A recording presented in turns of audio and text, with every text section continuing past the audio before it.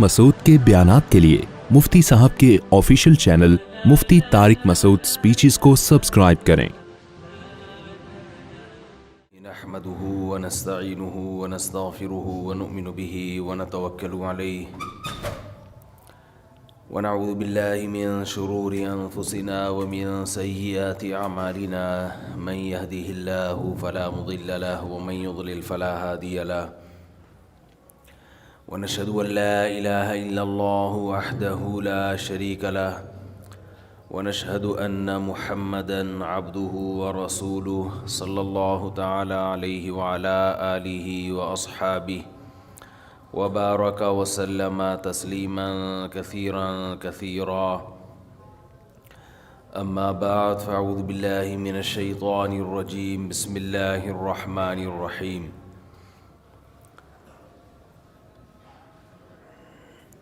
يا أيها الناس اتقوا ربكم الذي خلقكم من نفس واحدة وخلق منها زوجها وبث منهما رجالا كثيرا ونساء واتقوا الله الذي تساءلون به والأرحام إن الله كان عليكم رقيبا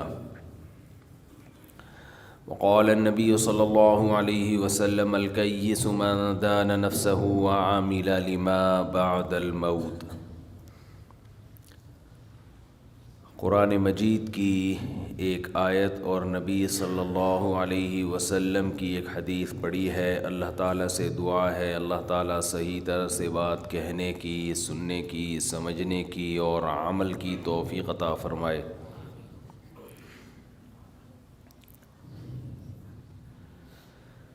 پچھلے کئی ہفتوں سے جمعہ کے دن ایک خاص مضمون پہ بیان چل رہا ہے۔ وہ مضمون یہ ہے کہ اللہ تعالیٰ نے ہمیں جو دین دیا، جو مذہب دیا، اس کا خلاصہ ہے طہارت، صفائی، اپنے آپ کو پاک رکھنا، صاف رکھنا۔ اسلام کا اگر خلاصہ پیش کیا جائے تو اس خلاصے کا مطلب ہے صفائی۔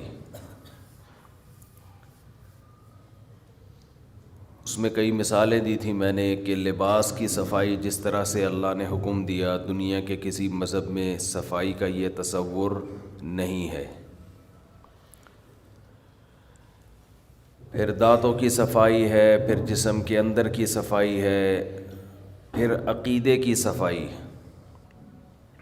انما المشرکون نجس، قرآن کہتا ہے کہ جو مشرک لوگ ہیں وہ بھی ناپاک ہیں۔ تو اس سے پتہ چلتا ہے کہ صرف آپ کا جسم، آپ کے کپڑے میلے نہیں ہوتے، آپ کے کانسیپٹ، آپ کے نظریات، آپ کی سوچ بھی میلی ہوتی ہے۔ ناپاک چیز کسے کہتے ہیں؟ جسے دیکھ کر گھن آئے انسان کو، بدبو محسوس ہو۔ شرک بھی ناپاک چیز ہے، اسے دیکھ کے بھی انسان کو گھن آتی ہے، اسمیل محسوس ہوتی ہے، بدبو محسوس ہوتی ہے۔ لیکن جیسے بھنگی کو گندگی میں بدبو محسوس نہیں ہوتی، ایسے ہی ماحول کی گندگی جب ہر طرف شرک پھیلا ہوا ہو تو یہاں بھی انسانی عقل کام کرنا چھوڑ دیتی ہے، آپ کے سونگھنے کے جو حواس ہیں وہ ڈیمیج ہو جاتے ہیں۔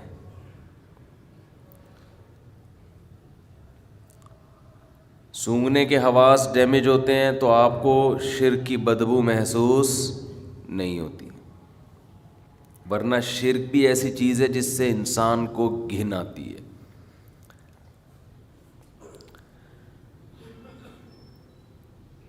اسلام کا انسانیت پر ایک بہت بڑا احسان ہے کہ جب اسلام دنیا میں آیا تو انسان جس چیز کو دیکھتا کہ وہ اس کی خدمت کر رہی ہے انسان اسے مقدس سمجھنے لگتا۔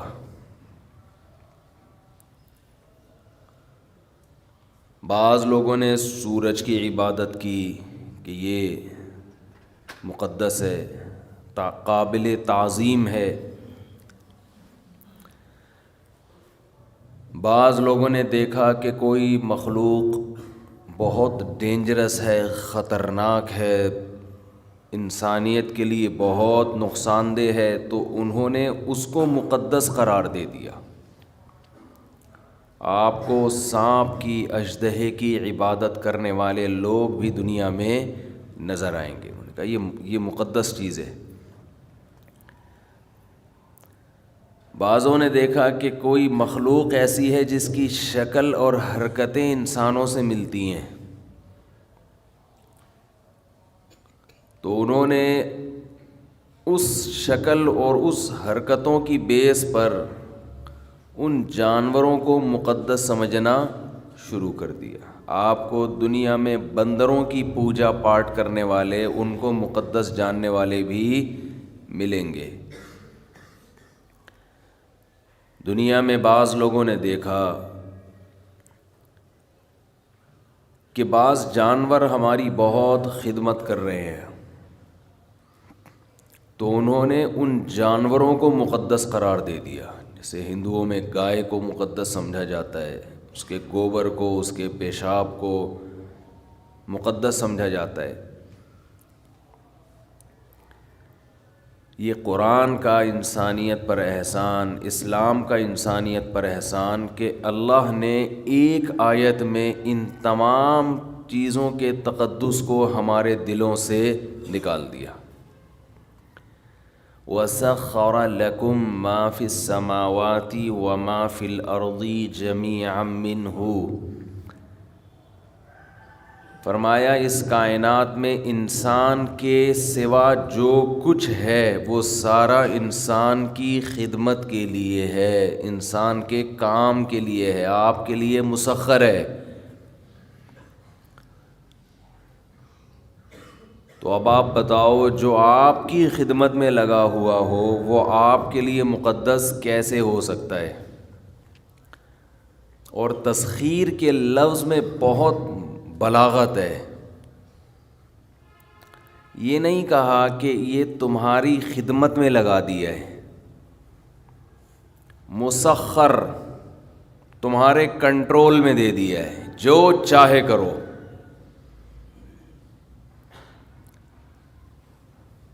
یہی وجہ ہے کہ جس قوم میں کسی خاص مخلوق کا تقدس ہے، وہ قوم اس مخلوق کو اپنے فائدے کے لیے بہت سارے مواقع پر استعمال نہیں کرتی۔ وہ گائے کو ذبح کرنا، اس کا گوشت کھانا، سمجھتے ہیں یہ تقدس کے خلاف ہے۔ تو اللہ نے بتا دیا کہ جو یہ سب کچھ تمہارا ہے، تو تم ان تمام چیزوں پہ تحقیق کر سکتے ہو، ریسرچ کر سکتے ہو۔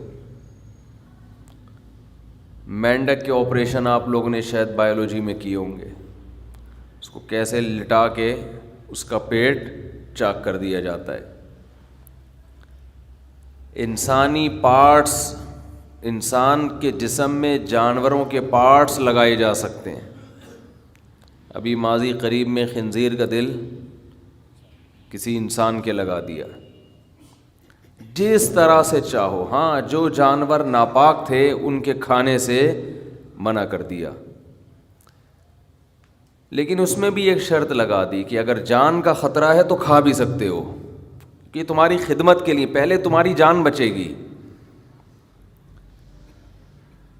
جب تک اسلام دنیا میں نہیں آیا تھا، جب تک قرآن دنیا میں نہیں آیا تھا، دنیا میں ہر قوم میں کسی نہ کسی درجے میں چیزوں کا تقدس تھا، مقدس سمجھی جاتی تھیں۔ یہ مقدس، یہ مقدس، اس کا احترام، اس کا احترام۔ اللہ نے پوری کائنات کی حیثیت 2 جملوں میں بیان کر دی کہ اس میں انسان کے سوا کوئی مقدس، بولو، نہیں ہے۔ یہ تو تمہارے لیے ہیں. اور انسانوں کو بھی بتا دیا کہ تم اس کائنات میں سب سے مقدس تو ہو، مگر تم سب کے سب اللہ کے ہاں ایک جیسے محتاج ہو. تم میں اگر کوئی بزرگ ہے، کوئی مقدس یا کوئی بڑا درجہ رکھتا ہے تو اس بیس پہ نہیں کہ اس کے پاس پاور زیادہ ہے، بلکہ اس بیس پہ کہ وہ عمل میں دوسروں سے اچھا ہے. ان اکرمکم عند اللہ اتقاکم، تم میں سب سے زیادہ قابل اکرام، اکرمکم اکرام سے نکلا یہ لفظ، کمپیریٹیو ڈگری، سب سے زیادہ قابل اکرام یعنی دوسروں سے زیادہ. اس کے مقابلے میں جتنے بھی ہیں ان میں سب سے زیادہ اکرام کے لائق، جس کی رسپیکٹ کی جائے، جس کو عزت دی جائے، وہ ہے اتقاکم، جس میں تقوی سب سے زیادہ. تقوی کسے کہتے ہیں؟ تقوی عربی میں کہتے ہیں بچنے کو. تو اتقا جو ہے یہ بھی کمپیریٹیو ڈگری ہے، کمپیئر کیا جا رہا ہے کہ جو سب سے زیادہ برائیوں سے بچتا ہے اس میں عزت کا ریشو بھی اسی تناسب سے سب سے زیادہ. کیا عجیب بلاغت ہے کہ بھائی تم نے دیکھنا ہے کہ کون کتنا قابل عزت ہے حقیقی اعتبار سے، تو دیکھ لو کتنا برائیوں سے بچتا ہے. ایک عزت تو وہ ہوتی ہے جو دنیا میں دنیاوی نظام کو چلانے کے لیے ضروری ہے، اس کی بیس تقوی پر نہیں ہے. جیسے آپ کو اپنے آفیسر کی کوئی عزت دینی ہے، یہ دنیا کا نظام ہے کہ اگر آفیسر کی عزت نہیں ہوگی تو ماتحت اس کی اطاعت نہیں کریں گے، آپ کی کمپنی بند ہو جائے گی. یہاں یہ والی عزت مراد بولتے کیوں نہیں بھائی؟ نہیں ہے. ایک عزت وہ ہے جو سربراہ کو ماتحت نے دینی ہے. باپ کافر ہے، گھر کا سربراہ ہے، بیٹا مسلمان ہے، تو باپ بیٹے کی عزت نہیں کرے گا بلکہ بیٹا باپ کی عزت کرے گا. حالانکہ تقوی کس میں زیادہ ہے؟ بیٹے میں. لیکن چونکہ باپ ہے تو شریعت نے باپ ہونے کی بیس پر اس کو آپ کے لیے قابل عزت بنایا. یہ میں اس لیے دلیل دے رہا ہوں، یہ ڈیفائن کر رہا ہوں کہ آج بہت سے لوگ جو فقہ پر، حضرات فقہائے کرام پر اعتراضات کرتے ہیں نا قرآن حدیث کی روشنی میں، ان کو قرآن و حدیث کا پتہ نہیں ہوتا. فقہ کی کتابوں میں صدیوں سے ایک مسئلہ چلا آ رہا ہے، مجتہدین اس کے قائل ہیں، چاروں ائمہ اس کے قائل ہیں کہ جب لڑکی کا نکاح ہوگا تو اس کے ہم پلہ میں ہوگا، پیرلل ہوگا.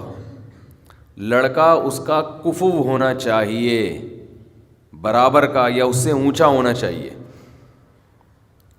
تو اس برابری میں، اس اونچائی میں اس کی ذات بھی دیکھی جاتی ہے. ذات سے مراد قوم، اس کا خاندان بھی دیکھا جاتا ہے، اس کا نسب دیکھا جاتا ہے، اس کا عہدہ دیکھا جاتا ہے، اس کا مال دیکھا جاتا ہے. فقہا لکھتے ہیں کہ جو اونچے خاندان کا آدمی ہے وہ ایک کمتر خاندان کی لڑکی کا پیرلل ہے، لیکن اونچے خاندان کی لڑکی کمتر خاندان کی لڑکی کی، اس کے جوڑ کی، لڑکے کے جوڑ کی نہیں ہے. ایک بہت مالدار گھرانے کی لڑکی ایک بہت غریب لڑکے کے جوڑ کی نہیں ہے، تو یہ اس کے پیرلل نہیں ہے. ایک ایسے پیشے سے وابستہ لڑکی جس کا باپ ایسا پیشہ ہو، کمانے کا ایسا ذریعہ ہو جو قابل عزت سمجھا جاتا ہے. لڑکا ایسا پیشہ اختیار کیے ہوئے ہے جو زیادہ قابل عزت نہیں سمجھا جاتا، تو یہ لڑکا اس لڑکی کے جوڑ کا نہیں ہے. میری بھی بحث ہوئی، جب میں نے کتاب لکھی نا تعدد زوجات پر، زیادہ شادیوں پر جب میں نے کتاب لکھی تو اس میں میں نے یہ بھی ڈیٹیل بیان کی ہے کہ ایک بیوی پر قناعت کا نتیجہ ہے کہ لڑکیوں کے رشتے ان کے جوڑ میں نہیں ہو رہے، پیرالل نہیں ہو رہے، نہ خاندانی لحاظ سے، نہ مالی لحاظ سے، نہ پیشہ. لڑکیاں اپنے سے کمتر میں جا رہی ہیں. سپلائی زیادہ ہے، ڈیمانڈ کم، تو ڈیمانڈ کم ہونے سے ویلیو، بولو، جب چینی بہت زیادہ ہو، خریدار نہ ہو تو چینی اوپر جائے گی نیچے آئے گی، ویلیو کم، اس کو اس کے اوریجنل ریٹ نہیں ملیں گے. تو ایسے ہی لڑکیاں ہول سیل کے حساب سے ہیں، ڈیمانڈ ہے ایک ہی رکھنی ہے ہر آدمی نے، تو عورت کی ویلیو کیا ہو گئی؟ لڑام سے نیچے. اس کو نہ اس کے جوڑ کا رشتہ مل رہا ہے، مہر بھی اس کے جوڑ کا نہیں مل رہا، پونے 5,000، 3,500، 4,500 یہ مہر چل رہا ہے مارکیٹ میں. کچھ بھی اس کو اس کے جوڑ کا، بس یہ دیکھتے ہیں کہ انسان کا بچہ ہو، لڑکا ہو، بس اتنا کافی ہے، کچھ چرس ورس نہ پیتا ہو. کچھ دنوں میں یہ شرط بھی ختم ہو جائے گی، چرسی ہو بھلے. تو میں نے جب اپنی کتاب میں یہ سارے احکام لکھے تو ایک صاحب الجھ پڑے، کہنے لگے میں یہ فقہ شکہ نہیں مانتا. جو فقہ شکے کی کتابوں کے حوالے دیے نا اپنے فقہ شکے، کہہ رہے قرآن تو کہہ رہے تم میں سب سے زیادہ عزت والا وہ ہے جو تم میں سب سے زیادہ تقوی والا. آپ نے بول دیا کہ لڑکا قابل عزت ہونا چاہیے. جتنی لڑکی اور عزت میں چند چیزیں دیکھی جاتی ہیں، خاندان ہے، نسب ہے، اور پیسہ ہے، دینداری بھی اس میں سب سے پہلے تو دینداری ہے، تو اور بھی چیزیں ہیں. تو انہوں نے کہا یہ نسب وسب کیا ہوتا ہے، خاندان کیا ہوتا ہے، پیشہ کیا ہوتا ہے. فقہا لکھتے ہیں ایک لڑکی کسی بڑے آفیسر کی بیٹی ہے، بعض لوگوں کے پاس پیسہ کم ہوتا ہے لیکن جس شعبے سے وابستہ ہیں وہ شعبہ قابل عزت ہے. اب ٹیچر ہے، آپ کے کوئی ٹیچر ہیں، کم تنخواہ ہے، لیکن ٹیچر ہونا ایک عزت، ایک قابل عزت ہے نا. آپ کسی کو بتاتے ہیں میں کس یونیورسٹی میں کیا ہوں، پروفیسر ہوں، لیکچرار ہوں، بریگیڈیئر ہوں، کرنل ہوں، جج ہوں، ہائی کورٹ میں وکیل ہوں. اور اگر آپ سے کوئی پوچھے کہ جی آپ کا پیشہ کیا ہے، جی میں بھنگی ہوں، ایک مثال دے رہے ہیں، تو حرام تو وہ بھی نہیں ہے اگر آپ محنت کر کے کما رہے ہیں. اور قیامت کے دن ہو سکتا ہے بھنگی کا مقام اس کرنل سے زیادہ ہو، اس جج سے زیادہ ہو، اس لیے کہ اس میں تقویٰ تھا اور اس میں تقویٰ نہیں تھا. تو اصل عزت تو اس بھنگی کی ہے جس میں تقویٰ ہے. اکرمکم عند اللہ اتقاکم، اللہ کی نظر میں زیادہ قابل عزت کون ہے؟ جس میں تقویٰ ہے. لیکن دنیا کے احکام میں اللہ نے، شریعت نے اس کی رعایت کی ہے کہ نظام کو چلانے کے لیے جو معیارات ہیں دنیا میں، وہ اگر شریعت کے اگینسٹ نہ ہو تو شریعت ان معیار کو نہیں چھیڑتی ہے، اس کو باقی رکھتی ہے. کہ دنیا کے نظام اسی طرح چلتا ہے کہ اگر آپ نے ایک جج کو اور ایک بھنگی کو ایکول کر دیا، برابر کر دیا، تو نظام چلے گا دنیا کہاں چلے گا؟ سپریم کورٹ کے جج کو آپ کو عزت دینی پڑے گی، اس کو الگ پروٹوکول دیا جاتا ہے، آفیسر کو الگ پروٹوکول دیا جاتا ہے، مینیجر کا الگ پروٹوکول ہوتا ہے، ماتحتوں کا الگ ہوتا ہے. تو اسلام نے جو عورت کے لیے حکم دیا نا کہ کفوف میں نکاح ہو، کفو ہم پلہ جوڑ، یہ اس لیے کہ نکاح اگر اخروی معاملہ ہے تو دنیاوی معاملہ بھی ہے. تو دنیا میں یہ چیزیں دیکھی جاتی ہیں، کیونکہ اگر جوڑ کا نکاح نہیں ہوگا تو نکاح کی جو مصلحتیں ہیں، نکاح کے جو فائدے ہیں وہ حاصل، بولو، نہیں ہوں گے. شوہر کمتر ہو جائے گا، عورت برتر، تو وہ ماتحت ہو کے چلے گی. دیکھو آرمی میں آفیسر جو ہے وہ مکھنچو قسم کا آ گیا، اور ماتحت جو فوجی ہیں وہ سارے ذہین فتین، بہت ہی یعنی وہ ہائٹ میں بھی اچھے اور پرسنالٹی وائز بھی. اور جو کمیشن آفیسر ہے ان کا جو وہ 4.5 فٹ کا فار ایگزامپل، اور ہے بھی اوپر سے کیا ہے، فارغ ہے. تو ایک آدھ ایسی کرپشن ہو جائے، دھاندلی ہو جائے تو چل جائے گا نظام. لیکن اگر کمیشن آفیسر سارے مکھنچو قسم کے بھرتی ہونے لگے ہیں بھائی, اور ISSB کلیئر کر کے جو جائیں وہ رنگروٹ ہوں, تو چلے گا نظام؟ نہیں چلے گا نا. اس لیے آفیسرز میں دیکھی جاتی ہے پرسنالٹی, دیکھی جاتی ہے بات چیت کا اسٹائل دیکھا جاتا ہے, کانفیڈنس دیکھا جاتا ہے, تاکہ ماتحت اپنے آفیسر کی اطاعت کرتے ہوئے عار اور ذلت محسوس نہ کرے. وہ کہے کہ یار یہ واقعی اس قابل تھا کہ میرا آفیسر بنتا. یہ انسان کی نفسیات ہے. یہی وجہ ہے کہ ہمارے نبی صلی اللہ علیہ وسلم نے 99.9% عہدے اسلام لانے کے بعد انہی کو دیے جو جاہلیت میں بھی سردار تھے قوم کے. اس لیے کہ زمانے جاہلیت میں بھی وہ سردار اس لیے بنے کہ ان کے اندر ایسے گٹس تھے, ایسی قابلیت تھی کہ وہ قوم کے سردار بن گئے. لوگ ان کو سرداروں کے روپ میں دیکھنا چاہتے تھے, ذہنی طور پر تیار تھے. تو اگرچہ وہ اسلام کے بہت بڑے دشمن تھے, اسلام کو بہت نقصان پہنچایا, لیکن جیسے ہی اسلام میں کنورٹ ہوئے فوراً ان کو اسلام میں عہدہ دے دیا گیا. تبھی حدیث میں آتا ہے خیارکم فی الجاہلیت خیارکم فی الاسلام. زمانے جاہلیت میں کفر میں جو لوگ اچھے تھے, اسلام میں بھی وہی کیا ہیں, وہی بہتر ہیں.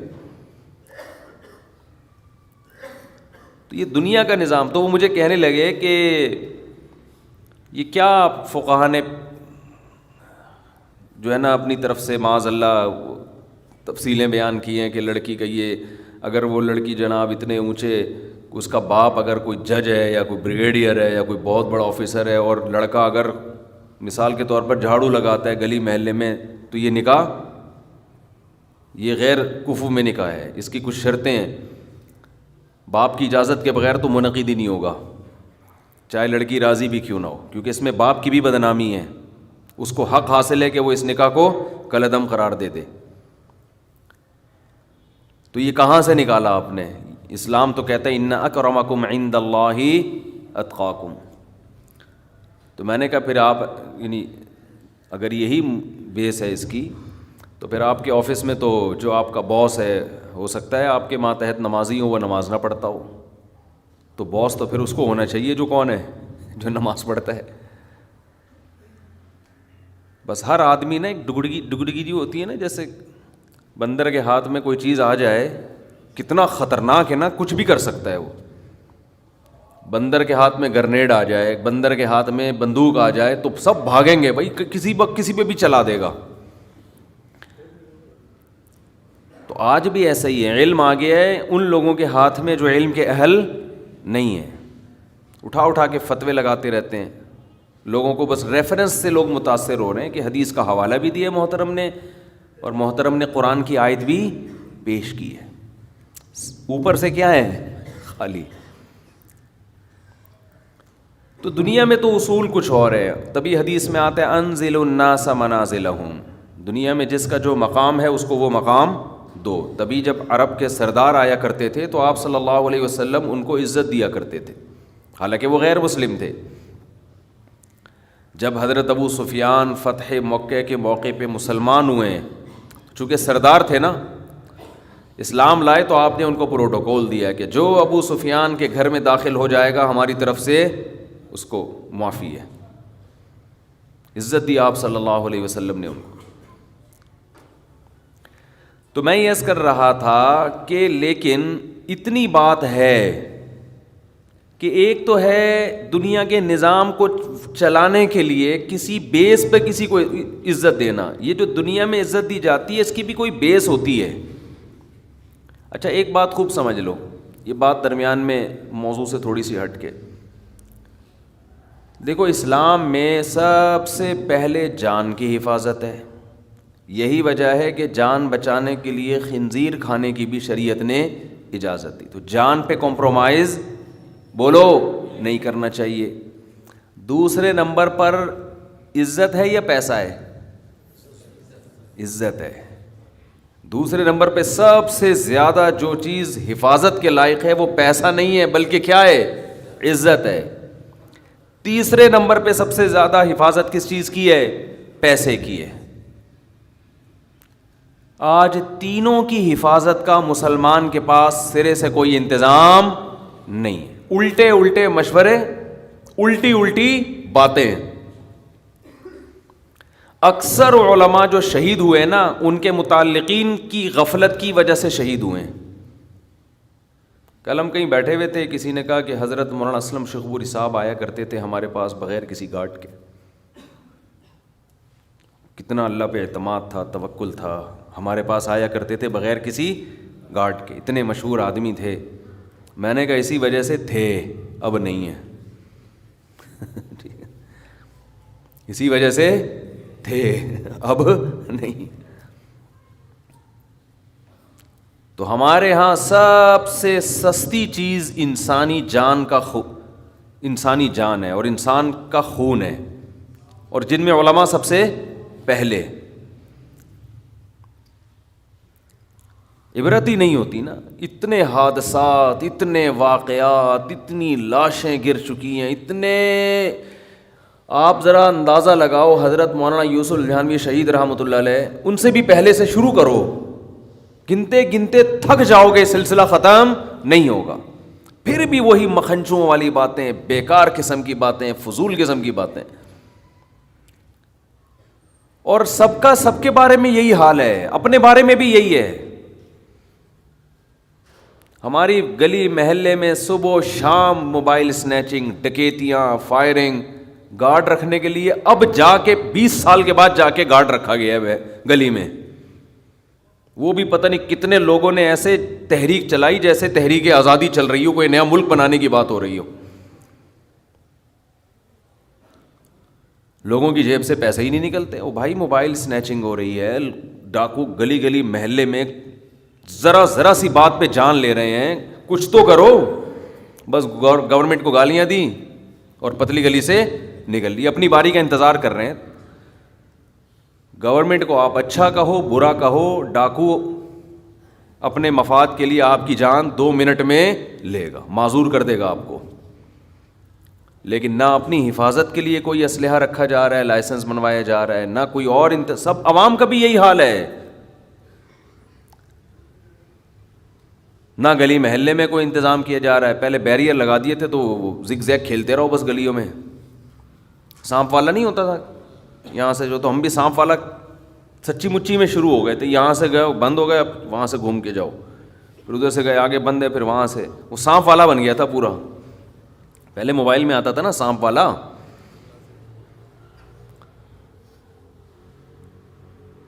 کہیں گٹر کا ڈھکن کھلا ہوا ہو, انتظار کر رہے ہوتے ہیں, 25-30 آدمی گر کے مریں گے تو پھر ہم اس ڈھکن کو بند کرنے کی کوشش, کوئی خیال نہیں ہوتا. نہ اپنی حفاظت, نہ اپنے اہل. پھر گھر میں بھی اپنے ماں باپ کے ساتھ بھی یہی حشر ہے.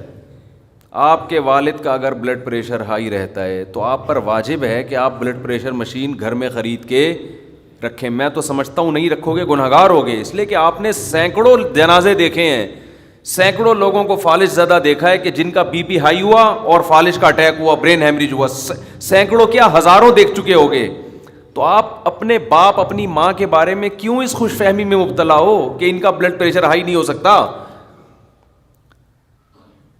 جو ٹارگٹ کلر ہوتے ہیں نا, جو دہشت گرد ہوتے ہیں, ان سے اتنے بندے نہیں مرے ہیں جتنے بلڈ پریشر نے مارے ہیں. یہ کامن بیماری بن چکی ہے. لیکن کوئی خیال, بولو ہے گھر میں کسی کو خیال؟ تو میں نے تو جب یہ سنا نا کہ بلڈ پریشر سے اتنے, تو میں نے سب سے پہلے گھر میں لا کے بلڈ پریشر مشین رکھی اپنی والدہ کے لیے. اللہ ان کی مغفرت فرمائے, انتقال ہو گیا. ہم نے کہا پہلے تو یہ گھر میں رکھو, ذرا سی طبیعت خراب ہو پہلے بی پی آدمی خود چیک کر لے, کیونکہ بلڈ پریشر تو خاموش قاتل ہے, ایسے اڑاتا ہے کہ آپ کو پتہ بھی نہیں چلتا. اپنی زندگی میں نے ڈاکٹروں کو روتے ہوئے دیکھا ہے کہ ہم نے بی پی چیک نہیں کیا, گردے خراب ہو گئے ہمارے. ایسے سسک کے دنیا سے جاتے ہوئے دیکھا ہے اچھے اچھے ڈاکٹروں کو. تو ایک بیماری جب کامن ہے, جب پھیل گئی ہے, سبھی کو ہو رہا ہے, تو یار تھوڑا احتیاط کر لو بھائی. احتیاط بھی نہیں کرو چیک تو کر لو کہ ہے, مجھے یقین آ جائے, ایمان آ جائے کہ ہاں بھائی ہے, پھر بے شک مرو تو سوچ سمجھ کے مرو گے کہ یار میں مرنے پہ ہی راضی ہوں, بی پی ہائی ہے, میں 6 انڈے کھاؤں گا میں. کئی لوگوں کو ہم نے دیکھا ہے بی پی ان کا ہائی ہوا ہے, گھر والوں کو پتہ نہیں, ابا کو 3 انڈے کھلا دیے انہوں نے, ابا کو سری پائے کا سالن کھلا دیا. اب آپ بتاؤ یار, وہ دہشت گرد آ کے گولی سے مارتا, نشانہ بھی خطا ہو سکتا تھا, گھٹنے میں بھی لگ سکتی تھی, کیا خیال ہے, اور یہ بھی ہو سکتا تھا اس کی بندوق ہی نہ چلے. لیکن جب بی پی بندے کا اتنا ہائی ہوا ہے, آپ نے اس کو 3 انڈے اپنے ابا کو آپ اپنے مبارک ہاتھوں سے کھلا رہے ہو, ابا پائے پکے ہوئے کھائیے پلیز, اب یہ گھٹنے پہ جا کے نہیں لگے گا اب یہ نشانہ خطا نہیں ہوگا, اب یہ ڈائریکٹ برین ہیمریج کرے گا, یہ ڈائریکٹ دماغ کی رگ پھاڑے گا, یہ جا کے یہ ہارٹ اٹیک کا ذریعہ بنے گا, کچھ بھی ہوگا. تو مر رہے ہیں لوگ, عمریں ختم. عمر کوئی, آپ قبرستان جا کے ذرا لوگوں کی عمر تو دیکھو نا, ایج دیکھو کتنی ہے لوگوں کی. میں نے تو سروے کیا ہے, 60, 55, 50, 90% 55, 60 کے اندر اندر نظر آئیں گے آپ کو 90%. کوئی ایک آدھ سینکڑوں میں ہوگا جو جی 70 سال یا 75 یا 80 سال. تو یہاں بھی غفلت ہے. سب سے پہلے کیا ہے اسلام میں, بولو, جان. وہ ہر قیمت پہ بچانی ہے, کیونکہ یہ ایک ایسی نعمت ہے جو ایڑیاں رگڑ لو گے لیکن دوبارہ نہیں ملے گی. ہندو کہتے ہیں 7 جنم ہے, اسلام کہتا ہے بس 1 جنم, دوبارہ یہ روح دنیا میں نہیں آئے گی. حضرت عیسیٰ علیہ الصلاۃ والسلام دنیا میں آئیں گے, لیکن وہ بھی زندہ ہیں, ابھی تک ان پر موت واقع ہوئی نہیں ہے. اللہ ایسے بھی تو کر سکتا تھا نا کہ عیسیٰ علیہ السلام کو موت واقع کر دیتا, پھر دوبارہ زندہ کر کے لے آتا. اللہ نے کہا نہیں, میرا قاعدہ ہی نہیں ہے, گیا دنیا سے تو گیا بس. تو ان کو اللہ نے زندہ آسمانوں پہ اٹھا لیا کہ ایک ہی دفعہ میں موت واقع ہوگی. تو جو چیز ایک دفعہ مل کے دوبارہ کسی قیمت پہ نہ ملنے والی ہو, اس کو تو ویسے ہی انسان, وہ تو چرس بھی ہو تو رکھتا ہے سنبھال کے, بھائی یہ مجھے بعد میں عجائب گھر میں بھی نظر نہیں آئے گی, لیکن اس کو رکھ لو یار ایک یادگار کے طور پہ, کہ اگرچہ میرے کام کی نہیں ہے, میرے استعمال کی نہیں ہے, لیکن دیکھ تو لو نا. تو کیا زیادتی ہو رہی ہے. گارڈ, جو علماء کو گارڈ رکھو 2 ٹینشن ہے, جو سیکیورٹی گارڈ رکھتے ہیں علماء, پھر جو حفاظت کی بات کرو تو ٹینشن, بس اس میں جو غفلت چل رہی ہے. دوسرے نمبر پر ہے اسلام میں عزت. جہاں عزت جا رہی ہو, دولت جا رہی ہو اور جان بچ رہی ہو, تو کیا کرنا ہے, جان بچانا ہے. جہاں عزت جا رہی ہو پیسہ دے کر, تو پیسہ بچانا ہے یا عزت بچانی ہے, عزت بچانی, پیسے کو داؤ پہ لگا دینا ہے. اس لیے کہ انسان تو قابل تکریم ہے نا, اس کی انسانیت کا تقاضا ہے کہ وہ قابل عزت. اسی وجہ سے علماء کہتے ہیں کہ ایک شعبہ ایسا ہے جس میں پیسہ زیادہ ہے, عزت ختم. دوسرا شعبہ ایسا ہے جس میں پیسہ کم ہے لیکن عزت زیادہ ہے, تو ترجیح کس کو دینی ہے, عزت والے کو. سمجھتے ہو کہ نہیں سمجھتے؟ ہمارے ایک دوست نے مجھ سے پوچھا کہ مجھے جاب مل رہی ہے, بہت پیسہ ہے, لیکن ابا کہتے ہیں آرمی میں چلے جاؤ, کمیشن آفیسر بن جاؤ.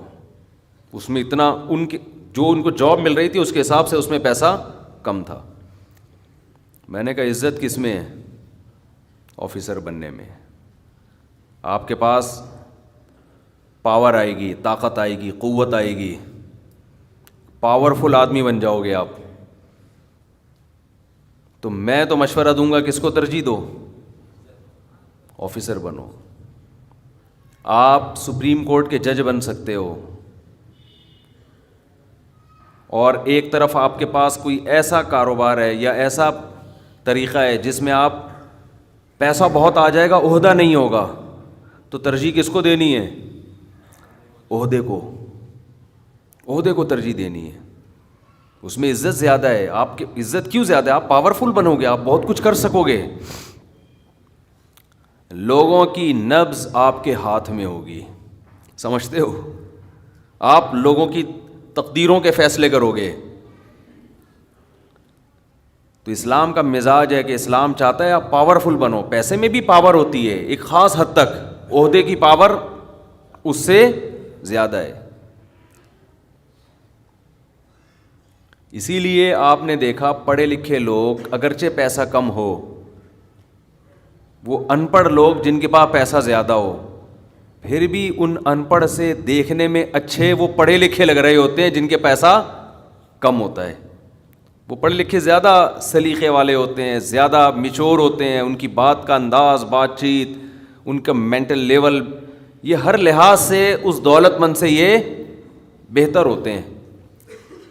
تو اپنی اولادوں کے لیے بھی اس کا انتخاب کیا کرو. شریعت میں کاروبار کو ملازمت پہ ترجیح دی گئی ہے. اس کی ایک بڑی وجہ یہ بھی ہے کہ اگر جاب کہیں ماتحت ہو کے کرو گے تو کاروبار میں عزت,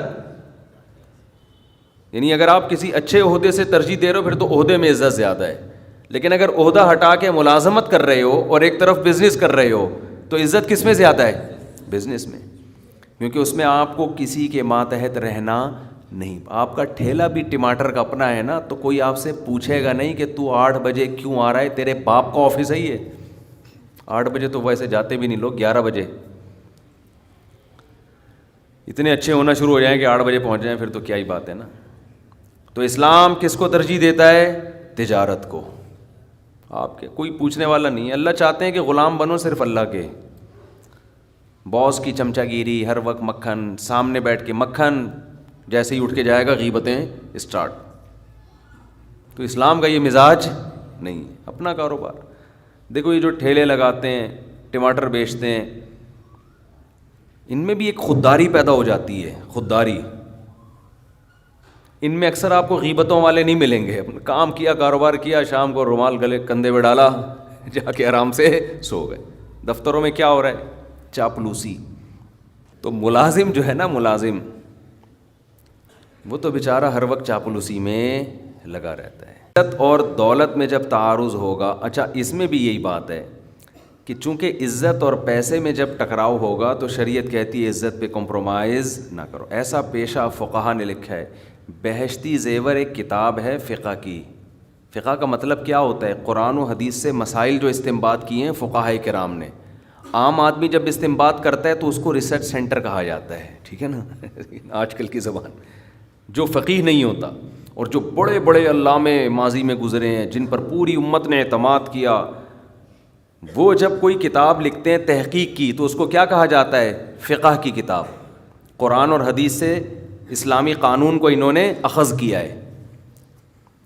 تو اصل ہماری فقہ کی کتابیں عربی میں ہیں, اردو, فارسی, انگریزی میں نہیں ہیں. تو انہی عربی کتابوں سے پھر مختلف زبانوں میں ترجمے بھی ہوئے ہوئے.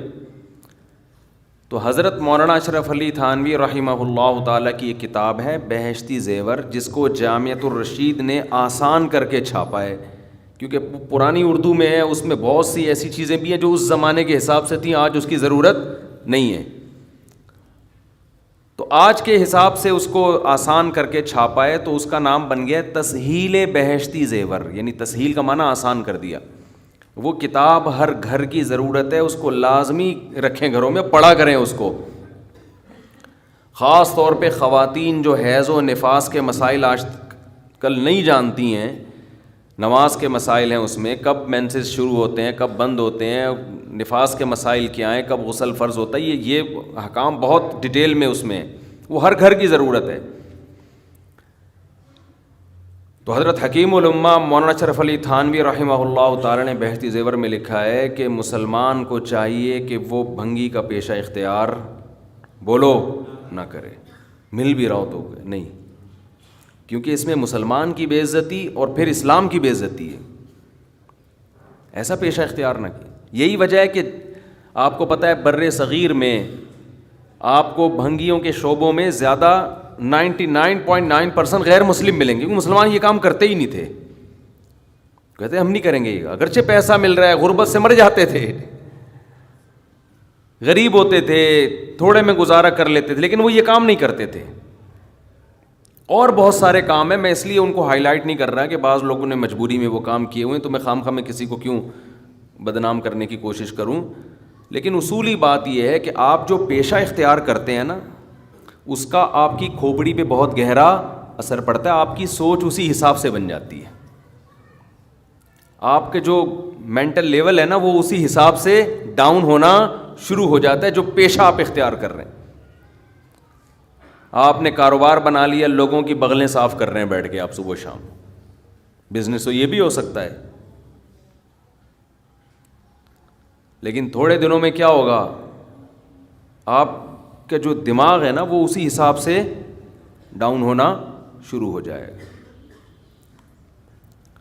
سر کے بال کاٹنا تو ٹھیک ہے, بغلیں نہ صاف کیا کرو بھائی لوگوں کی. بولو تو جاؤ خود ہی یہ گند اپنا خود صاف کرو جا کے, ہم سے کیوں کروا رہے ہو صاف. تو ہیئر کٹنگ تو چلو سمجھ میں آتا ہے, ٹھیک ہے بھائی.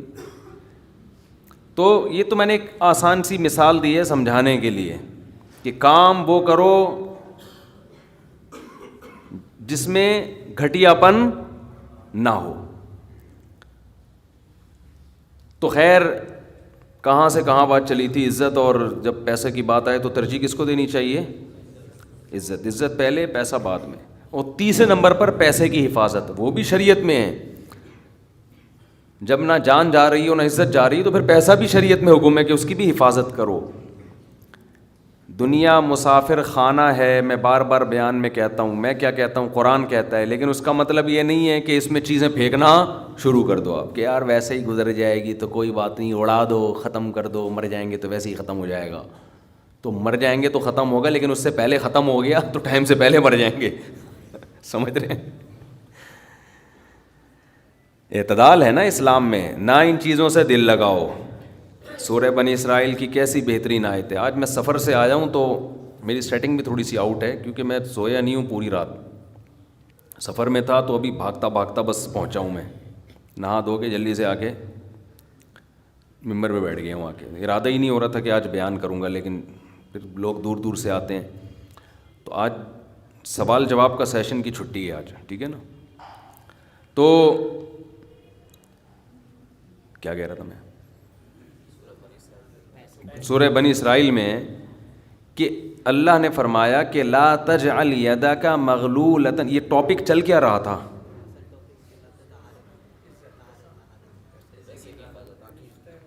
طہارت کی بات. تو وہ تو مجھے بھی پتہ چل رہی تھی, یعنی یہ لا کے کہاں سے عزت اور پیسے کی بات نہیں یار. جو رشتے میں وہ بھی ایک بات کی بات ہے. سوچیں آپ, یہ کہاں کتاب کے بارے میں نہیں, چھوڑیں پھر, ابھی آ رہا ہوں میں, خود ہی یاد آ جائے گا انشاءاللہ. لوگ مجھے کہتے ہیں آپ کے حافظہ کیا ہو گیا, تو آپ لوگوں کا بھی تو وہی ہو گیا جو ہمارا ہو گیا. اس میں ہمارا کون سا, اس میں سب ایک جیسے ہیں. آپ بھی تو سن رہے ہیں نا, ہیں سب بادام کھاؤ بیٹھ کے. تو قرآن کے الفاظ دیکھیں, لا تجعل یدک مغلولۃ الی عنقک. نہ تو اتنے کنجوس بن جاؤ کہ اپنے ہاتھوں کو گردن سے باندھ لو, ولا تبسطها کل البسط, اور نہ اپنے دونوں ہاتھوں کو ایسے پھیلا کے اڑانا شروع کر دو. وابتغ بین ذلک سبیلا, ان دونوں کے درمیان اعتدال والا راستہ اختیار کرو. اچھا, ہر آدمی کہتا ہے میں اعتدال سے چل رہا ہوں, کہ نہ میں اتنا ایسے اڑا رہا ہوں اور نہ میں کنجوس ہوں, کیونکہ میں نے اس دن میری گاڑی کا شیشہ ایک بندے نے صاف کیا تھا, میں نے اس کو 10 روپے دیے تھے, میں تو بالکل بھی کنجوس نہیں ہوں. اس دن چمونی آپا آئی تھیں ہمارے محلے میں, میری والدہ کی بڑی اچھی دوست ہیں, تو میں نے ان کو چائے پلائی تھی. میں تو میں نے یہاں, میری مسز نے کہا تھا کہ 2 سموسے لے آؤ, میں لے آیا تھا. اگر میں کنجوس ہوتا تو میں کہتا نہیں, نان نفقے کے علاوہ کچھ بھی گھر میں نہیں آئے گا. تو آپ میں اعتدال ہے یا نہیں, یہ فیصلہ خود نہ کرو میرے بھائی. کبھی کچھ دن سخی لوگوں کے ساتھ گزارو تو ہم سب کو پتہ چلے گا کہ ہم سب کیا ہیں, کنجوس ہیں. سمجھ رہے ہو, ہم سب کنجوس ہیں. کچھ دن سخی لوگوں میں اٹھو بیٹھو. اسلام چاہتا کیا ہے, جو اسلام چاہتا ہے وہ تو میں پوری بات کہوں گا تو شاید جمعہ پڑھنا چھوڑ دیں آپ لوگ. اسلام کہتے ہیں مسافر خانہ سمجھو اس کو, اتنا نہ اڑاؤ کہ کل مانگنے کی ضرورت پیش آ جائے, بس اس سے کم خرچ کرو, ٹھیک ہے نا, یہ رکھنے کی چیز نہیں ہے. لیکن ہم یہ نہیں, ہم نے تو کتنے سالوں کا جمع کر کے رکھا ہوا ہے, جمع ہوتا جا رہا ہے, ہوتا جا رہا ہے, ہوتا جا رہا ہے, پلاٹ کی شکل میں, گولڈ کی شکل میں, دکانیں, پھر پراپرٹی, ہوتے ہوتے ہوتے. کمال کی بات یہ, اسلام کمانے سے منع نہیں کر رہا, جمع کرنے سے منع کر رہا ہے. اور ہم نے دینداروں کو دیکھا ہے کمانے کی زیادہ کوشش نہیں کر رہے, جمع زیادہ سے زیادہ کر رہے ہیں. عجیب بھائی, ارننگ بڑھاؤ, اپنی ڈبل کر دو, اس میں فائدہ ہے, مسلمان پاورفل ہوگا تو اسلام ترقی کرے گا. تو کہتے ہیں نہیں یار میری آمدن مہینے کی اتنی ہے تو مجھے کیا ضرورت ہے. لیکن اس آمدن کو کیا کر رہے ہیں, جمع کر رہے ہیں. او بھائی کمائی ڈبل کر دو تاکہ خرچ بھی کیا ہو جائے, خرچ اچھی جگہوں پہ شروع کر دو. اپنے لیے نہیں کماؤ, قوم کے لیے کمانا شروع کر دو نا, ڈبل کمانا شروع کر دو, 4 گنا کمانا شروع کر دو, لیکن اس کمائی کو پھر خیر کے کاموں میں خرچ کرو. نبی صلی اللہ علیہ وسلم نے فرمایا ایماندار تاجر وہ شخص جو اس لیے تجارت کرے کہ لوگوں کے سامنے ہاتھ نہ پھیلانا پڑے, ایمانداری کے ساتھ تجارت کرے. پیغمبروں کے ساتھ ہوگا قیامت کے دن. حضرت عثمان اگر تھوڑا کماتے تو 400 گھوڑے دیتے جہاد میں, بولو نا, گھوڑا لینڈ کروزر تھا اس زمانے کی, 400 V8 حضرت عثمان نے دیے ہیں. کتنا کمایا ہوگا.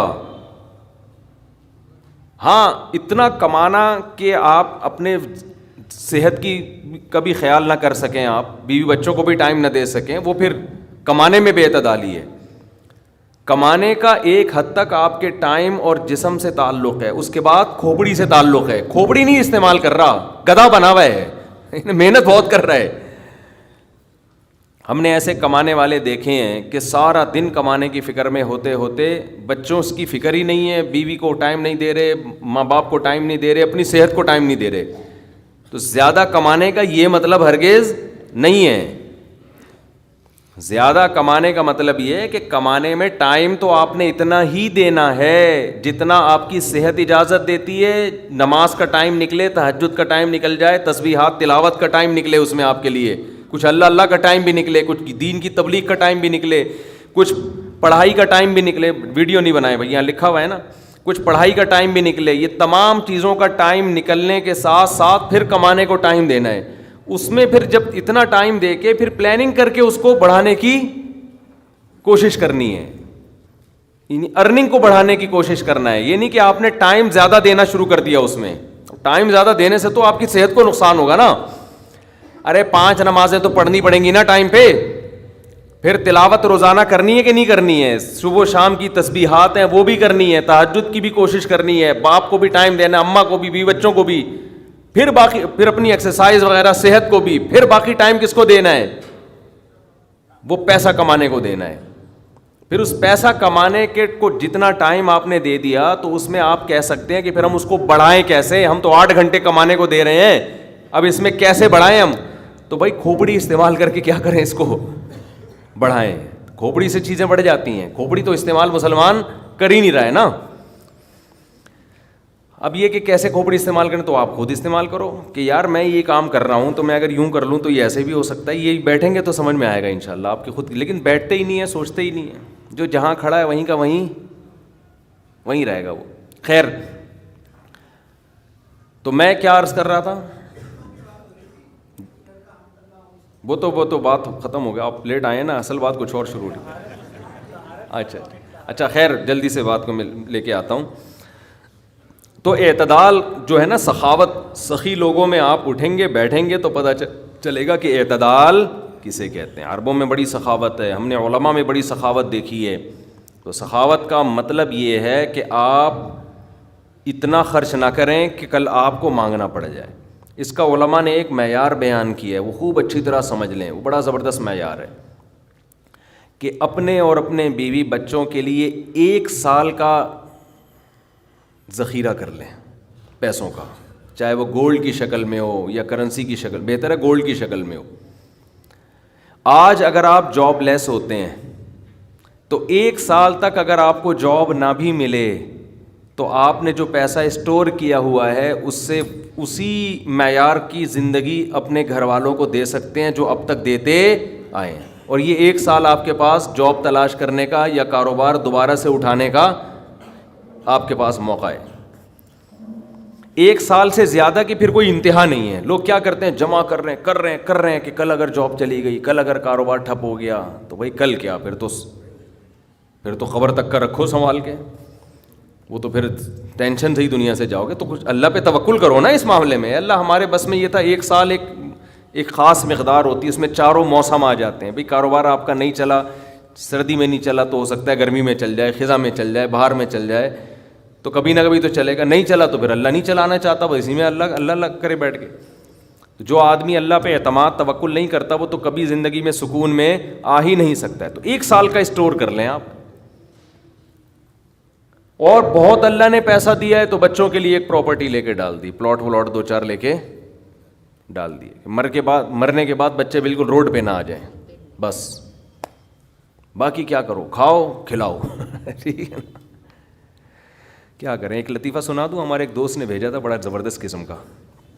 ہمارے ایک دوست ہیں لاہور میں, انہوں نے کسی کا لطیفہ بھیجا, لیکن لطیفہ بڑا سبق آموز ہے. وہ ایک آدمی گیا گوشت کی دکان پہ, شاید آپ لوگوں نے بھی سنا ہو, اور کہنے لگا کہ 1 کلو گوشت دے دو. اتنے میں ایک بندہ آیا. یہ آدمی لینڈ کروزر میں گیا نا, بڑی VIP گاڑی میں, مالدار آدمی ہے. گوشت کتنا لے رہا ہے, 1 کلو.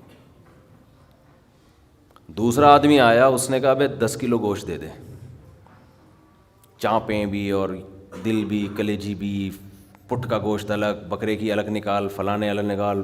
اڑے بھائی, وہ کسائی اس کو چھوڑ کر اس کے پیچھے لگ گیا نا, اس کو پہلے گوشت بنا کے دیا. یہ جو 1 کلو والا تھا نا, 1 کلو والا, اس کو غصہ آیا کہ یار اس کو تو 10 کلو دے رہا ہے کم بخت, 10 کلو والے کو پہلے دے رہا ہے. اس نے کہا بھائی وہ اس کا آرڈر بڑا ہے, وہ پرانا کسٹمر ہے ہمارا. اس نے کہا یار اس کے پاس اتنا پیسہ کہاں سے آیا کہ اتنا ویسے گوشت لے کے جا رہا ہے. اس نے کہا بات یہ ہے کہ اس کی 4 بیویاں ہیں. اس کی کتنی بیویاں ہیں, 4 بیوی, چاروں بیوائیں. اور یہ چاروں بیویاں کسی مالدار آدمی کی بیویاں تھیں جو ان کے لیے بہت پیسہ چھوڑ کے گئے اپنی بیویوں کے لیے. اس مالدار نے کھایا کم اور بچایا بولو زیادہ. اب بچانے میں زندگی گزر گئی اس کی, تو ظاہر ہے کھانا نصیب نہیں ہوا, مر گیا. وہ مر گیا جب میں نے اس اسٹائل سے کہا نا, تو مجھے وہی یاد آ گیا لڈن جعفری, اللہ تعالیٰ. مر گئے پھر دوبارہ زندہ ہو کے آ گئے. اس اسٹائل اچھا تھا. تو بچایا نہیں, اور بچا کے مر گیا. اب ظاہر ہے بیوی جو تھی ان کو پیسہ مل گیا ٹھیک ٹھاک. اب ان کے پاس پیسہ ہے, بندہ مارکیٹ سے شارٹ ہے. عورت کو ظاہر ہے پیسے کے ساتھ شوہر بھی تو چاہیے نا, اس میں بھی ڈیزائرز ہیں, اس کو بھی ضرورت ہے میاں کی. تو یہ غریب کا جذبہ تھا 4 شادیاں کرنے کا نا, تو یہ کرتا چلا گیا. پرانے والے کا سارا پیسہ کس کے پاس آ گیا, اب یہ بیوی کے خرچے پہ کھا رہا ہے, یہ بچا نہیں رہا. ظاہر ہے عورت کا پیسہ ہے, تو یہ دوسرے کے پیسے پر ان کی بیویوں سے شادی بھی کی ہوئی ہے اور اس دوسرے کے پیسے پر کھا بھی رہا ہے. اس لیے یہ 10 کلو گوشت لے کے جاتا ہے. سمجھ رہے ہو, اس نے فوراً کہا میرے لیے بھی 10 کلو بنا دے. میں نہیں چاہتا میرے مرنے کے بعد میرا ہوا بچا پیسہ کوئی اور بے غیرت استعمال کرے. معذرت کے ساتھ, ابے پہلے خود تو کھاؤ. اس وقت جو تمہاری حاضر سروس بیوی ہے, بولو تم جب تک میری بیوی ہو تو کھاؤ, ٹھیک ہے نا, تم بھی کھاؤ میں بھی کھاؤں گا. مر گئے تو بھائی وہ اس کے لیے نکاح کا دروازہ, اور جب ہمارے بیانات چل رہے ہیں تو یہ تو اور دروازہ کھل گیا ہے. پہلے تو بیوہ کو رشتہ ہی نہیں ملتا تھا نا, اب تو بہت سی بیوہ ایسی مارکیٹ میں آ گئی ہیں, پیسہ بہت ہے, بندہ نہیں ہے, ہم اپنے خرچے پہ شادی کرنے کے لیے تیار ہیں, کوئی شریف آدمی مل جائے ہمیں. اب تو ایسی بیوہ بہت آ گئی ہیں مارکیٹ میں کہ جی پیسہ ہمارے میاں بہت چھوڑ کے گیا, بندہ نہیں ہے. تو میں نہیں کہہ رہا آپ بیوی کے لیے پیسہ نہ بچائیں, لیکن یہ دماغ میں رکھیں کوئی بغیرت آپ کے پیسے پہ آپ کی بیوی کے ساتھ زندگی گزارے گا, خرچہ آپ کا ہوگا, آپ اس کو پیسہ دے کے جا رہے. تو اعتدال اس چیز میں ضروری ہے. ایسے لاوارث نہ چھوڑو اپنے بیوی بچوں کو, لیکن اعتدال, اتنا بھی نہ دو کہ ہری ہری سوجنا شروع ہو. بچوں کے لیے بھی بناؤ کچھ. خیر, کہاں سے کہاں بات چلی گئی یار.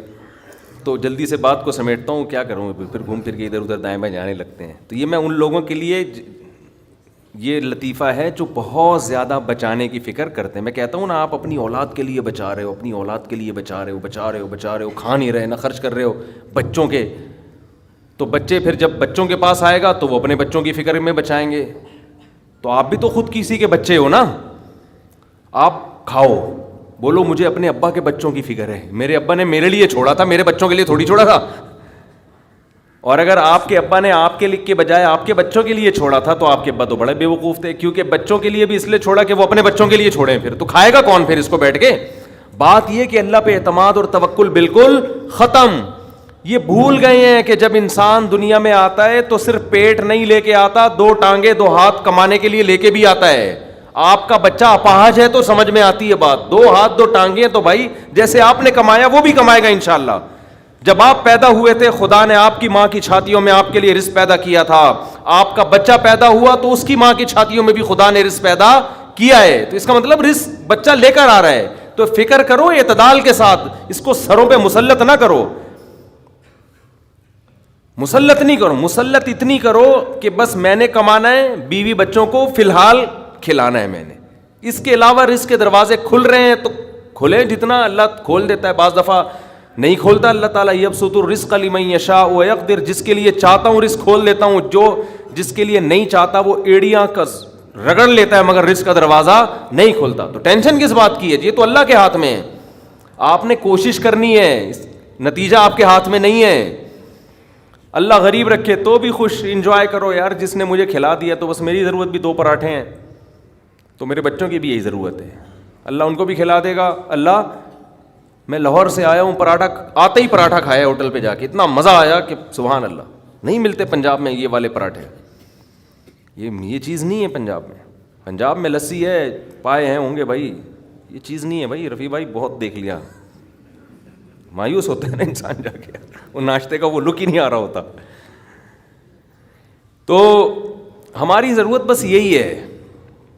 تو اللہ دے دے تو ٹھیک ہے بھائی, کچھ بہت دے دیا, کھا پی بھی لیا, استعمال بھی کر لیا, تو چلو یار ایک آدھ بحریہ ٹاؤن میں بچوں کے لیے پلاٹ بنا کے چھوڑ دیا, مرمر آ جائیں گے تو چلو بھائی. اس سے زیادہ tension tension tension tension tension آخرت کی ہے. ہمارے ایک دوست نے پراپرٹی لی, اس کے ساتھ ہی قبرستان بھی ہے. تو بار بار وہاں کھڑے ہو کے بول رہے ہیں کہ یار دیکھو, میں ان سے کہہ رہا تھا, ان کو ڈرا رہا تھا. میں نے کہا آپ اپنا پلاٹ دیکھ دیکھ کے خوش ہوتے رہتے ہو, اصل پلاٹ تو یہ ہے, یہاں ہے, تھوڑے دنوں میں کدھر آنا ہے, ادھر آنا ہے. میں نے کہا یہاں آپ جو پلاٹ لیا اس پہ مکان بناؤ گے, 10 15 20 سال کی کہانی ہے آپ کی, اس سے زیادہ کی مجھے سفید بال دیکھ کے لگ رہا ہے کہ ہوگی نہیں. اور یہاں 20,000 25,000 30,000 پتہ نہیں کتنا رہنا پڑے. تو جب اپنی پراپرٹی کو دیکھنے جاؤ, ساتھ میں یہ قبرستان پہ تھوڑی دیر کھڑے ہو کر دیکھ لیا کرو کہ یار آنا کہاں ہے, ادھر ہی. تو اتنا زیادہ خوش ہونے کی بالکل بھی ضرورت نہیں ہے. اس کی تیاری کیا کی ہے, اس قبر کی, اس کی تیاری کرو. اس کی تیاری ہے راتوں کو تہجد, اللہ کے سامنے گڑ گڑانا, نظر کی حفاظت کرنا, حرام کھانے سے اپنے آپ کو بچانا, اپنی اولاد کی اچھی تربیت کرنا. یہ اس کی تیاری ہے اس قبر کی. ذکر کرنا, دیکھو یہ جو ہم ذکر کرتے ہیں نا, لا الہ الا اللہ یا سبحان اللہ والحمد للہ, یہ ہلکے کلمات نہیں ہیں. لوگ اس کو ہلکا سمجھ رہے ہوتے ہیں نا, کہ کوئی تسبیح پکڑ کے لا الہ الا اللہ اللہ اللہ کر رہا ہے بیٹھ کے, کیا کر رہا ہے, ٹائم ویسٹنگ, معاذ اللہ. اللہ کو سب سے زیادہ یہ عمل محبوب ہے کہ میرا تذکرہ کر رہا ہے. ہم جب دنیا کا تذکرہ کرتے ہیں, پراپرٹی وہاں چلی گئی, ابے تجھے پتہ ہے وہ بھی ہاتھ سے نکل گئی پراپرٹی, اور یہ بھی ہو گیا اور وہ بھی ہو گیا, ابے تجھے پتہ ہے آج کل کون سا بزنس چل رہا ہے. صبح و شام دنیا دنیا دنیا جو کرتے ہیں نا, اس میں ہمیں دلچسپی ہے, اللہ کو کوئی دلچسپی نہیں ہے. یہ فنا ہونے والی چیز ہے. اور اگر ہم زبان سے لا الہ الا اللہ اللہ اکبر شروع کر دیں تو اس میں ہمیں دلچسپی نہیں ہے, لیکن اللہ کو اس میں بہت دلچسپی ہے. نبی صلی اللہ علیہ وسلم نے فرمایا اللہ کے ذکر کے علاوہ سب کچھ اس دنیا میں باطل ہے, سب کچھ باطل ہے. دنیا کا تذکرہ بھی اللہ کے لیے ہو تو اچھا ہے. آپ پراپرٹی بھی لے رہے ہیں تو یار اللہ کے لیے لے رہا ہوں میں, کہ اللہ کا حکم ہے کہ سب اڑاؤ نہیں, کچھ اگر اللہ نے وسائل دیے تو کچھ بچا لو اولاد کے لیے, تو اللہ کا حکم ہے تو یہ ذکر بن جائے گا. لیکن ہمارے ایسا نہیں ہے ہمارا مزاج. ہم تو دنیا کے چسکے لے لے کے تذکرے کرتے ہیں ہر وقت. تو یہ اس کی اگر ہم معمول بنا لیں نا, تسبیح ہاتھ میں رکھیں, میں نے دیکھا اس کا بڑا اثر پڑتا ہے. لاشعوری طور پر انسان کی زبان چلنا شروع ہوتی ہے, لاشعوری طور پر. تو عادت ڈالیں اللہ کا نام لینے کی, اس سے ادھر سے دماغ ہٹے گا. یہ جو گند میں دنیا کے گٹر جو ہمارے حضرت فرمایا کرتے تھے, دنیا کی محبت کے دلوں میں گٹر ابل رہے ہیں تو سکون کہاں سے ہوگا؟ سکون خوشبو میں ہوتا ہے, گٹر کی بدبو میں تھوڑی ہوتا ہے. یہ دنیا کی محبت میں بھی اسمیل ہے, ایک بدبو ہے. تو بات میں نے یہاں سے شروع کی تھی کہ اسلام نام ہے طہارت کا, تو طہارت میں عقیدے کی طہارت بھی داخل ہے. تو شرک کیا ہے؟ نجاست. تو اسلام نے یہ بتایا کہ انسان کے علاوہ جو کچھ ہے وہ انسان کی خدمت میں ہے, اس میں مقدس وہ نہیں ہے. آپ اپنے فائدے کے لیے ان تمام چیزوں کو استعمال کر سکتے ہو, اس پہ تحقیق کر سکتے ہو, چیر پھاڑ کر سکتے ہو, ان کی کچھ بھی کر سکتے ہو. تو آپ اگر ان چیزوں کے آگے جھکنا شروع ہو جاؤ گے, اور عزت کا معیار جو اصل عزت ہے, ایک تو دنیا کا نظام چلانے کے لیے وہ وقتی عزت ہے, وہ نظام چلانے کی حد تک ٹھیک ہے, لیکن اوریجنل عزت ذلت کا معیار وہ نہیں ہے, بلکہ اس کا معیار کیا ہے؟ تقویٰ. اصل عزت تو آخرت میں ہوگی, اس میں ہو سکتا ہے ایک بھنگی کا مقام ایک آفیسر سے زیادہ ہو. یہ نظریہ بھی کس نے دیا؟ صرف اسلام نے. ذات پات کی بنیاد پہ بہت ساری قوموں میں تفریق ہے. چھوٹی ذات کا آدمی کتنا اچھا بن جائے وہ اچھا نہیں رہتا پھر بھی.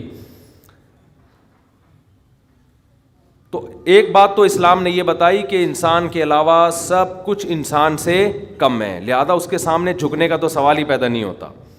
انسانوں میں عزت کا اصل معیار کیا ہے؟ تقویٰ. اور دوسری بات, انسانوں میں تقویٰ کی بیس پہ یا دنیاوی کسی عہدے کے بیس پر انسان قابل عزت تو بن سکتا ہے, معبود نہیں بن سکتا. اللہ اور بندوں کے درمیان واسطہ بھی نہیں بن سکتا. وہ سب انسان اللہ کے محتاج ہیں, چاہے وہ عزت والا ہو یا زیادہ عزت والا ہو یا کم عزت والا. محتاج ہونے میں سب کیا ہیں؟ برابر. اس کا بڑا فائدہ کیا ہوا کہ انسان اور اللہ کے رشتے کے بیچ میں جو خالق اور مخلوق کا رشتہ ہے, اس میں انسانوں کی دخل اندازی اللہ نے برداشت نہیں کی ہے. یہ بھی آپ کے مینٹل لیول کو یہ چیز اوپر لے جاتی ہے. آپ سے اگر گناہ ہو گیا تو اسلام کہتا ہے کسی انسان کو درمیان میں واسطہ بنانے کی ضرورت نہیں ہے. کوئی انسان آپ کی پیشکش اللہ کے سامنے, آپ راتوں کی تنہائی میں گڑ گڑاؤ اللہ کے سامنے, اللہ آپ کی توبہ قبول کرے گا.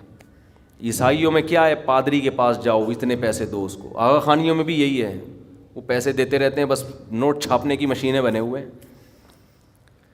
اسلام کہتا ہے وَمَن يَعْمَلْ سُوءًا أَوْ يَظْلِمْ نَفْسَهُ ثُمَّ يَسْتَغْفِرِ اللَّهَ, جس سے بھی گناہ ہو گیا یا اپنی جان پہ ظلم کر بیٹھا, ہاتھ اٹھا کے اللہ کے سامنے توبہ کرے. وَإِذَا سَأَلَكَ عِبَادِي عَنِّي, میرے بارے میں جب بندے پوچھے میں کہاں ہوں, فَإِنِّي قریب, ان سے بولو میں تمہارے قریب ہوں. شہرک سے بھی زیادہ قریب ہوں, درمیان میں کسی کے واسطے کی ضرورت نہیں ہے, میں تمہاری شہرک سے بھی زیادہ قریب ہوں.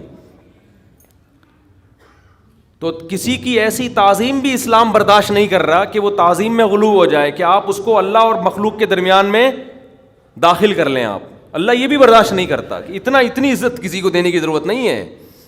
وہ تمہاری طرح وہ بھی محتاج ہے, تم بھی محتاجی میں سب کیا ہیں؟ برابر. کتنا اچھا لگتا ہے, اللہ نے کتنا آسان بنا دیا دین کو. جب کوئی ضرورت ہو, کوئی غلطی ہو جائے, اللہ کے ساتھ دعا مانگو, اے اللہ تو اس گناہ پہ مجھے سزا بھی دے سکتا ہے اور معاف بھی تو ہی کر سکتا ہے. تو معاف کرنے کے لیے کسی کی پرمیشن کا محتاج نہیں ہے, سزا دینے کے لیے بھی کسی کی اجازت کا محتاج نہیں ہے. اسی صفت کا واسطہ دے کے انسان بھیک مانگتا ہے کہ اے اللہ تو اپنے فضل سے مجھے معاف کر دے. کسی کو بتانے کی بھی ضرورت نہیں ہے. یہ چیز، یہ خودداری جو اسلام نے آپ کے اندر پیدا کی ہے، یہ بھی اسلام کے علاوہ دنیا کے کسی مذہب میں نہیں ہے. سب برابر ہیں. زنا کر کے کہنے لگا مجھ سے زنا ہو گیا، حج جاری کریں. نبی کے پاس آیا، آپ نے چہرہ موڑ لیا، پھیر لیا چہرہ. کیا مطلب؟ اشارہ تھا کہ اگر ہوا ہے تو اللہ کے ساتھ جا کے توبہ کرو، مجھے کیوں بتا رہے ہو؟ اس کو پسند نہیں کیا آپ صلی اللہ علیہ وسلم نے. آج پیر صاحب بہت سے علاقوں میں ایسے بنے ہوئے ہیں کہ یہ ہمیں بخشوائیں گے، ان کو بکرے دو، ان کو چڑھاوے دو، ان کو نذرانے دو، ان کو دمبے کھلاؤ، یہ ان کے کندھوں پہ ہم پل صراط پہ پار ہو کے جائیں گے. یہ پیر خود نہیں بچے گا، تمہیں کہاں سے بچائے گا؟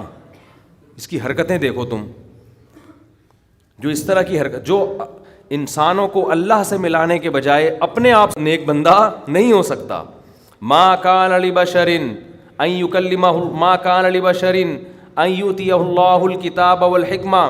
کسی بشر میں یہ مجال نہیں ہے، قرآن کے الفاظ دیکھو، کسی انسان کی یہ مجال نہیں ہے کہ اللہ اسے نبوت دے دے پھر وہ لوگوں کو اللہ کا غلام بنانے کے بجائے اپنا غلام بنانا شروع کر دے. کسی بشر میں یہ مجال نہیں ہے، کیونکہ جب اللہ نبوت دیتا ہے تو اس بشر میں اللہ کی عظمت اور جلال بیٹھ جاتی ہے. جلال بیٹھنے کے نتیجے میں وہ لوگوں کو کبھی بھی اپنی طرف دعوت نہیں دے گا.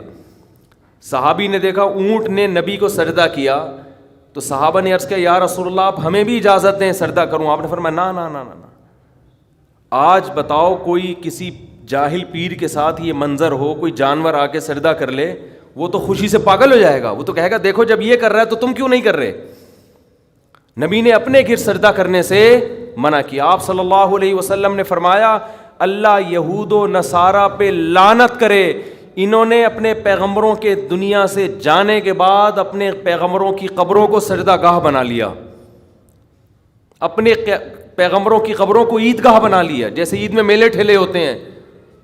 اسی وجہ سے پیغمبر صلی اللہ علیہ وسلم کی قبر پہ میلے ٹھیلے رش لگا کے بیٹھنا اس کی اجازت نہیں ہے. بس صلاۃ و سلام پڑھیں اور وہاں سے نکل جائیں. کیسی حفاظت کی. دنیا میں سب سے افضل انسان، جس سے افضل اس کائنات میں کوئی پیدا ہوا ہی نہیں، وہ محمد صلی اللہ علیہ وسلم ہے. لیکن آپ کی قبر پہ نہ کبھی سجدہ ہوتا ہے، نہ کوئی میلے ٹھیلے لگتے ہیں، نہ آپ کی قبر کی طرف رخ کر کے آپ سے دعائیں مانگی جاتی ہیں. یہی آپ کے سب سے افضل ہونے کی سب سے بڑی دلیل ہے کہ انہوں نے اپنی عبادت نہیں کروائی. کبھی ہم قبر پہ یہ نہیں کہتے کہ یا رسول اللہ آپ ہماری مدد کر دیں، یہ شرک ہے. صحابہ نے ہمیشہ نبی سے دعا کی درخواست کی ہے کہ آپ اللہ سے یہ درخواست کر دیں. دیکھو قرآن کے الفاظ، بس یہ آیت پڑھ کے بیان ختم کرتا ہوں. وَلَوْ أَنَّهُمْ إِذْ ظَلَمُوا أَنفُسَهُمْ جَاءُوكَ فَاسْتَغْفَرُوا اللَّهَ وَاسْتَغْفَرَ لَهُمُ الرَّسُولُ لَوَجَدُوا اللَّهَ تَوَّابًا رَحِيمًا. پیغمبر کی پوزیشن کو واضح کیا قرآن نے کہ اگر ان سے اپنی جان پہ ظلم ہو، گناہ کر بیٹھیں، تو اگر یہ اللہ سے توبہ کریں گے یا آپ کے پاس آئیں گے اور آپ بھی اللہ سے ان کے لیے توبہ کریں گے تو یہ اللہ کو غفور اور رحیم پائیں گے. کیا مطلب؟ یہ نہیں کہا کہ نبی کو غفور رحیم پائیں گے، نہ نہ، یہ گناہ معاف کرنا یہ نبی کا وظیفہ نہیں ہے. نبی کے پاس اگر آپ جائیں گے تو اس لیے کہ یا رسول اللہ آپ اللہ کے نیک بندے، آپ اللہ سے ہمارے لیے دعا کریں. ہم بھی کر رہے ہیں، آپ بھی کریں دعا. تو نبی کے لیے جب آیا تو وَاسْتَغْفَرُوا الرَّسُولَ نہیں ہے کہ رسول سے استغفار کریں، نہ نہ نہ، رسول بھی کس سے استغفار کریں گے؟ اللہ سے. علماء کہتے ہیں درود شریف جو ہم پڑھتے ہیں نا، اللہم صلی علی محمد، اے اللہ محمد صلی اللہ علیہ وسلم پر رحمتیں بھیج، اس درود میں عقیدہ توحید اور زیادہ راسخ ہو جاتا ہے کہ ہمیں یہ سکھایا گیا ہے کہ جیسے ہم اللہ کی رحمت کے محتاج، پیغمبر صلی اللہ علیہ وسلم بھی اللہ کی رحمت کے محتاج ہیں. ہاں ہمارے درود کے محتاج اگرچہ نہیں ہیں، ہمیں جو حکم دیا جاتا ہے وہ اس لیے تاکہ ہم بھی سمجھ جائیں، لیکن ہمیں حکم دیا کہ اللہ سے دعا مانگو کہ آپ پر خصوصی رحمتیں نازل فرمائے. اس سے پتہ چلتا ہے کہ نبی بھی کس کے محتاج ہیں؟ اللہ کی رحمت کے محتاج. ہمیں دعا کا حکم دیا گیا اور ظاہر ہے اس لیے دیا گیا کہ یہ دعا اللہ قبول کرے گا اور اپنے نبی پر رحمتیں بھیجے گا. تبھی نبی نے فرمایا جو مجھ پر میرے لیے رحمت کی دعا کرتا ہے اللہ اس پہ 10 رحمتیں بھیجتے ہیں. اس سے پتہ چلا کہ نبی بھی یہ چاہتے تھے کہ مجھ سے نہ مانگا جائے بلکہ میرے لیے کس سے مانگا جائے؟ اللہ سے.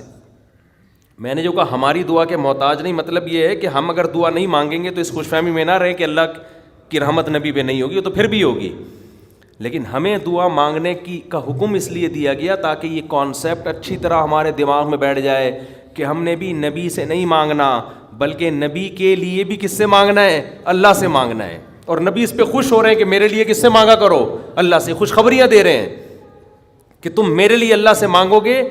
دیکھو جس میں تواضع ہوتی ہے وہ آپ کو دعا کے لیے کہے گا، جس میں تکبر ہوتا ہے وہ کبھی آپ کو کہے گا دعا کے لیے؟ وہ کہے گا یار میرے لیے دعا کرو کہ اللہ میری حاجت پوری کر دے، وہ نہیں کہے گا. وہ کہے گا ابے تو کون ہوتا ہے میرے لیے دعا کرنے والا؟ میرا خود اللہ سے اتنے تعلقات ہیں، میں خود ہی کہہ دوں گا. لیکن جو چاہتا ہے کہ مجھ پر اللہ کی رحمت ہو وہ ہر ایک سے کہہ رہا ہوتا ہے بھائی میں خود تو مانگ رہا ہوں، شاید اللہ آپ کی سن لے، آپ بھی اللہ سے میرے لیے دعا مانگیں. تو یہ اس کی علامت ہے، یہ اپنے آپ کو اللہ کی رحمت کا، دعا کا بہت زیادہ محتاج سمجھتا ہے. ہمارے نبی سب پیغمبروں کے سردار، لیکن تواضع کتنی، امت کو ترغیب دے رہے ہیں کہ میرے لیے اللہ سے کیا مانگا کرو؟ دعا مانگا کرو. اور ترغیب دی کہ جو میرے لیے ایک دفعہ رحمت کی دعا مانگے گا اللہ اس کو خوشخبری دے رہا ہے کہ اللہ اس پہ 10 رحمتیں نازل کرے گا. اور فرمایا جمعے کے دن مجھ پہ زیادہ درود بھیجا کرو. کیا مطلب؟ درود بھیجنا کیا ہے؟ نبی کے لیے اللہ سے دعا مانگنا. تو اسلام نے شرک کی بنیادوں کو جڑ سے اکھاڑ دیا کہ نہیں اکھاڑ دیا؟ اس کے بعد بھی کوئی اگر یا رسول اللہ مدد کہتا ہے، یا رسول اللہ انظر حالنا واسمع قالنا، اور نبی سے دعائیں مانگتا ہے، تو آپ سوچو وہ 180 ڈگری کے زاویے پر چل رہا ہے اسلام کی تعلیمات سے. اسلام ادھر اور وہ بالکل اس کے اگینسٹ. بار بار حکم دے رہا ہے اسلام کے نبی کے لیے دعا مانگو، کس سے؟ اللہ سے. خصوصی رحمتوں کی دعا مانگو نبی کے لیے. اور نبی نے یہ بھی فرمایا کہ اذان کے بعد میرے لیے مقام محمود کی دعا مانگو اللہ سے. ایک مقام ہے جو ایک ہی شخص کو ملے گا اس کائنات میں. نبی نے فرمایا مجھے امید ہے شاید مجھے مل جائے، تو اللہ سے دعا مانگا کرو. وَبَعَثْهُ مَقَامًا مَحْمُودًا الَّذِي وَعَدتَّ. تو نبی ہمیں دعائیں سکھا کے گئے کہ میرے لیے بھی قیامت تک دعا مانگتے رہو. کیسی عقیدہ مضبوط کیا ہے کہ بھائی محتاج ہی میں سب کس کے برابر ہیں، سب ایکول ہیں، سب اللہ کے محتاج.